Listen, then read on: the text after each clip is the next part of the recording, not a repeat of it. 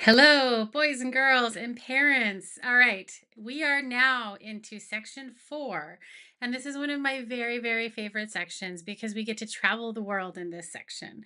And I just think it's so interesting to go all around the world and see what all the different foods are in all the different countries and how they're different and why they grow there and what makes it a good atmosphere and a good habitat for different animals to live and to grow different foods. So we're going to go all around the world in this section.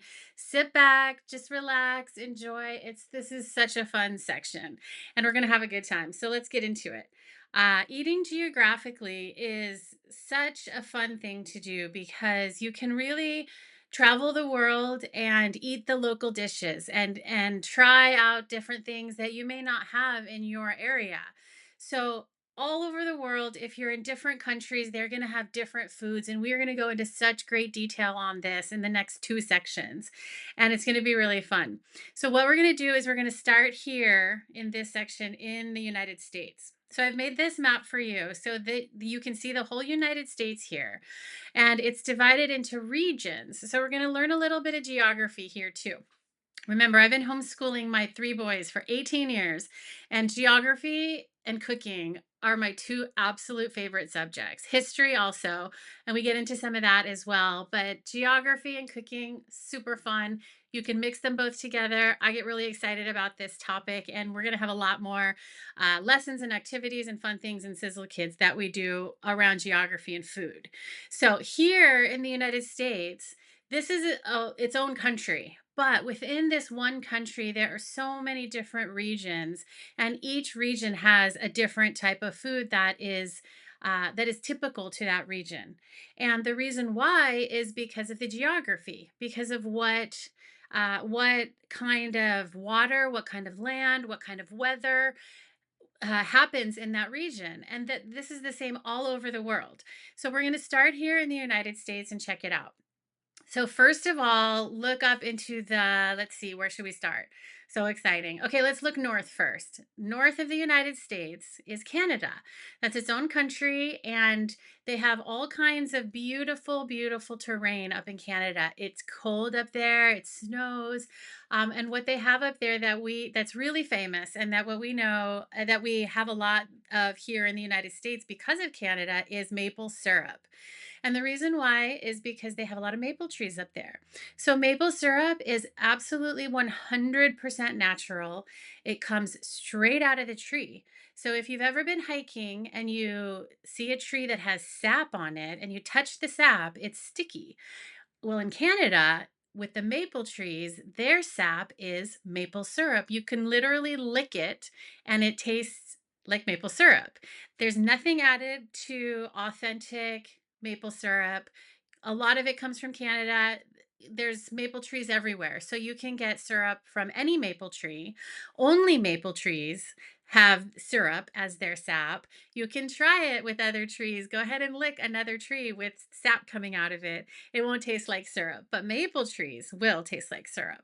So up in Canada, they have a lot of maple trees, a lot of maple syrup. They send a lot of their maple syrup down here to us in the United States. And that is pure 100% maple syrup. Comes right out of the tree. You could stick a valve in the tree and take the syrup right out and put it right into a bottle, uh, right onto your pancake. So I think that's super awesome. That's super cool. That comes right from the earth, right from the middle of the tree. And it's just really amazing. So up north here on the top of this slide here, we have Canada. I want you to also in this section start thinking about the flags of all these countries, because why not learn the flags while we're learning about the food of the country, right? So in Canada, they have this red and white flag that you see on the side of the word Canada here. And what's on it but a maple leaf from a maple tree, because Canada is so well known for their maple trees and their syrup. When you visit Canada, you have to take home a bottle of their maple syrup. Try their maple syrup on your food, on your waffles, on your pancakes, and of course, buy a whole bunch to take home to your friends as souvenirs, because Canada is super well known for maple syrup. Let's go counterclockwise, which means the opposite way of a clock. So we're going to start up here in the Pacific region, and this includes the states of Oregon and Washington. And up there, they're really well known for several things, and I've highlighted just a few here. Remember that there's the United States is so diverse. There's so many regions, and there's so many different foods in each of the region. I'm just highlighting a few of the most famous ones here. So up here in the Pacific Northwest, we have Oregon and Washington. And Washington is super well known for its apples. Walla apples, very, very delicious, beautiful apples. So when you visit Washington, try out their apples. They're also known for their onions. I think that's actually the Walla part. They're well known for their onions as well, and very, very well known for seafood, for fish. Salmon is very big up there. All different kinds of fish up there in the Pacific region. So let's go straight down the coast here to the other green state, which is California. That's where I live. Here, California is well known for its healthy fare, for its sushi. There's a big Japanese population in San Francisco, one of the cities up north, and they have amazing sushi all throughout the whole state. You definitely want to try sushi when you get out to California. It's right on the Pacific Ocean, so it's usually very fresh, very awesome. There's a very active lifestyle also in California because the weather is so good year round.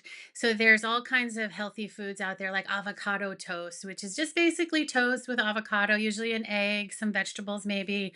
And then I gave you a picture of salads here because there's just lots of salads. There's salad now. Remember, there's salads and avocado toast and sushi everywhere in the United States.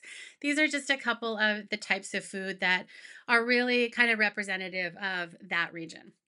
So go straight south of that to Alaska. Now, Alaska is actually up north, as you all know. Look at a real map with your parents, and you'll see where Alaska is. It's straight up from here, but we have it down here on the map so you can see it and see the contours of the state and how big it is in relation to the other states. And it's actually much bigger than this, but there's Alaska for you. I think my face is covering the crab, but Alaska is really well known for its huge crab. There's really cold, beautiful waters up in Alaska, and there's a show about crab fishing on TV.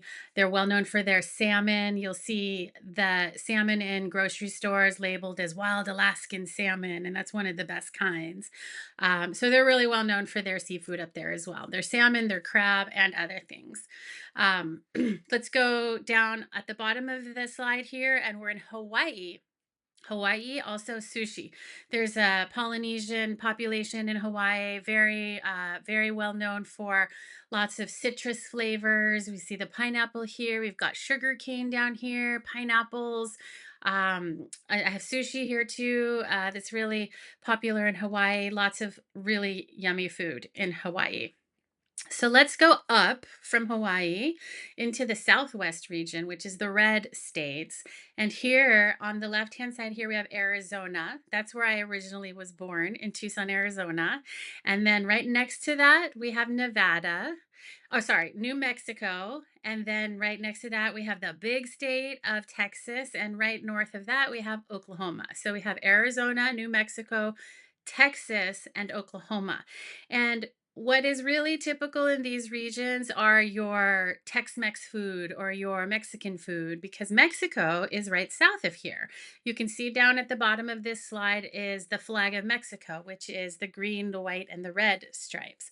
And from there, we get these spicy, delicious, fresh flavors of tomatoes and onions and chilies and avocados, tacos. I show you a picture of tacos here, really popular in these southwestern states. And anything that has kind of that zip, that chili pepper, the guacamole, all these types of foods are really typical down here. And like I said, there's lots of foods everywhere. These are just a few little things to get you kind of thinking about the different regions of the United States and the different foods that you can try in each one. So let's go north of here into the blue states. We have the Rocky Mountain region. So this is kind of like cowboy area. So I show you just a picture of a steak here. We've got Nevada, we've got Utah, we've got Colorado, we've got Idaho, we've got Montana. All these states are very mountainous. Uh, the further north you get, the cooler they get. They get snow up north, and there's a lot of cattle ranching and beef ranching here. And so I give you a picture of steak with the delicious steam coming off of it. All right, let's head east on the map to the Midwest region. This region is known as the bread basket of America because they grow so much wheat and they make a lot of bread. I think one of the states, oh, I can't remember it right off the bat, but one of the states, I think it's, I'm not sure. I'm going to have to get back to you on that one. Makes like 80% of the wheat in the country, and all this bread comes from there. I showed you a picture of a pie because they have a lot of comfort food up here and homemade pies and all this kind of thing. Of course, we have homemade pies everywhere, but the bread basket of America is what I want you guys to remember from this region. Now let's go over east again to the purple states. This is the northeast region up here. And I'm showing you a picture of lobster because up in Maine, lobster is a very typical dish. Now, in other parts of the country, lobster is a delicacy. It's very special, very expensive. Up in Maine, it's very normal, very natural. You see lobster dishes in almost all the restaurants. So I think that's really fun and interesting. When you go and visit Maine, you're going to want to try the lobster up there. I also show you a picture of Boston clam chowder here, which is a creamy soup made with clams and potatoes and other vegetables. But it's a very popular dish in Massachusetts, the state of Massachusetts, with Boston as its capital because there's a lot of seafood here on the East Coast. The Atlantic Ocean is very cool. There's a lot of fishing that goes on there, and they have a lot of seafood over here. So both on the East Coast over here, where where we have our lobster and our clam chowders, they have a lot of seafood. And then also on the other coast, where on the Pacific Ocean, they also have a lot of seafood. Alaska, Hawaii, Oregon, and Washington, California, a lot of seafood over here. Less so in the middle because, as you can see, there's more cropland. And so they have more breads and more things like that. Now, we live in a modern world where you can get all different foods in all the different states. These are just giving you some ideas of some of the typical ones. Really fun. So, everywhere I travel, I try to eat the local dishes, the things that are typical of that region. So, that's something to think about as you're traveling around with your parents, is trying the local dishes. Uh, Down here, let's end here for the United States with the Southeast region. These light blue states, there's a bunch of them. I'm not going to name them all, but they have some very special dishes down here also, which are, we have a lot of fried chicken down here. We have grits down here. We have, I show you a picture of shrimp and grits and biscuits and gravy and fried chicken. And a lot of these like very traditional Southern dishes, right? The people in the South can cook, man. Can they ever cook? And these comfort foods are just so Southern, so delicious, so fun to eat. I've tried them all. And when you're in the South, you got to try shrimp and grits, and you got to try biscuits and gravy, and you got to try their fried chicken. It's different than the fried chicken in other places, in other areas of the country. Southern fried chicken is famous. So you got to try that down there. Right down here, I show you also a picture of a little crawdad, a little crawfish here down in Louisiana in the bayou. They eat a lot of crawfish, and that's a kind of a delicacy down there. It's like a little shrimp, and I've actually never been there, but when I get to Louisiana, when I get to New Orleans, when I get to the bayou, I'm going to try it down there. So if you ever get down there, try their crawfish. And then I show you just over here in Florida at the very bottom here, this peninsula that sticks out from on the blue states here, the light blue states.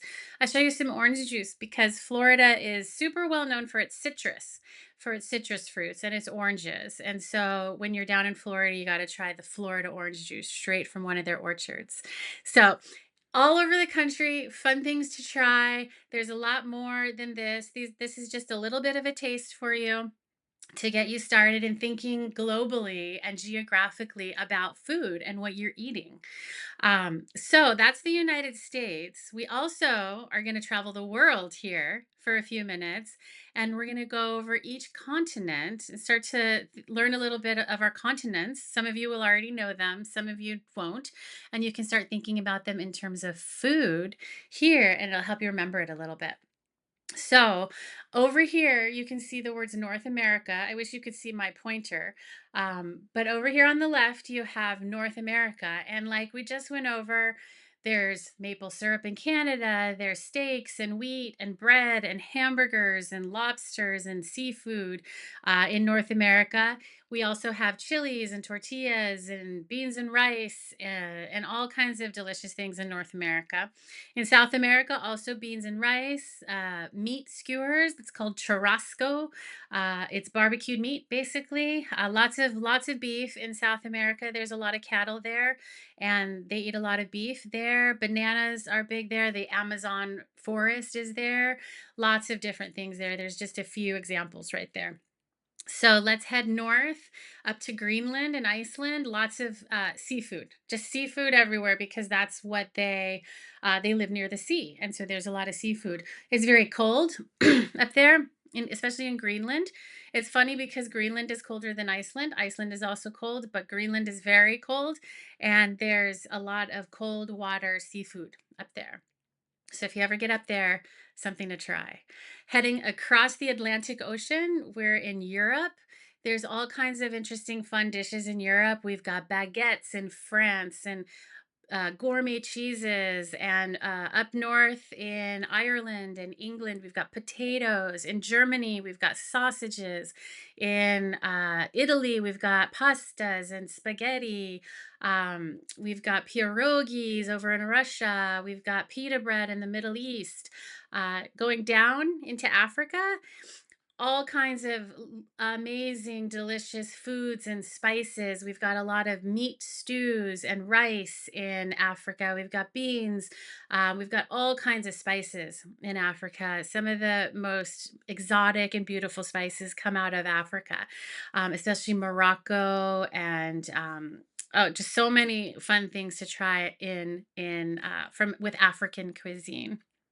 If you go over just a little bit here in the middle, you'll see a little outcropping. This is India.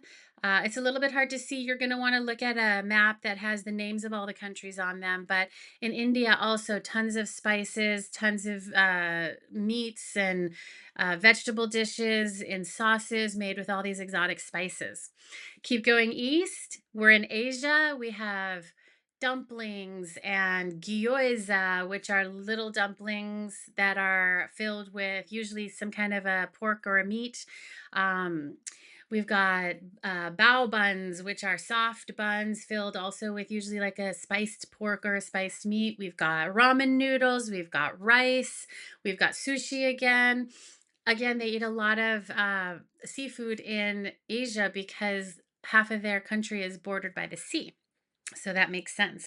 Here, where I show you the sushi over here underneath the word Asia, that's Japan right there, and they're an island country, so they have lots and lots of seafood.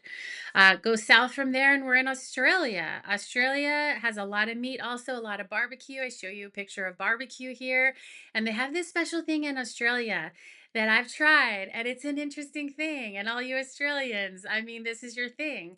It's called Vegemite.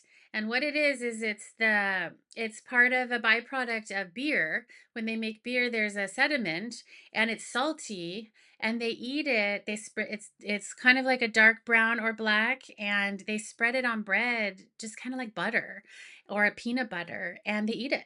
And it's salty. I used to think it was like sweet, but it's not. I went to Australia for my honeymoon and we tried it there, and it's a very typical thing in Australia. It's called Vegemite. You get it in a jar, just like peanut butter, and you spread it on your bread. And they eat Vegemite in Australia. So when you're in Australia, make sure to try Vegemite. So here is the introduction to our world tour and all the different foods that you might see in one of these countries and on these continents. We went over all of the different regions of the United States. When you visit these different states, try some of these things. There's lots of foods in all different regions of the world. But what I want you to take from this lesson is just start thinking about the whole world and what kind of foods are where and why. And what we're going to get into more in depth in this lesson is why certain foods come from certain regions. We're going to talk about the weather. We're going to talk about the terrain. We're going to learn our continents. We're going to learn some state or some flags of countries, and it's going to be super fun. So stick with me, and I'll see you in the next lesson. Next, we're going to talk about more specifically about North America. I'll see you there.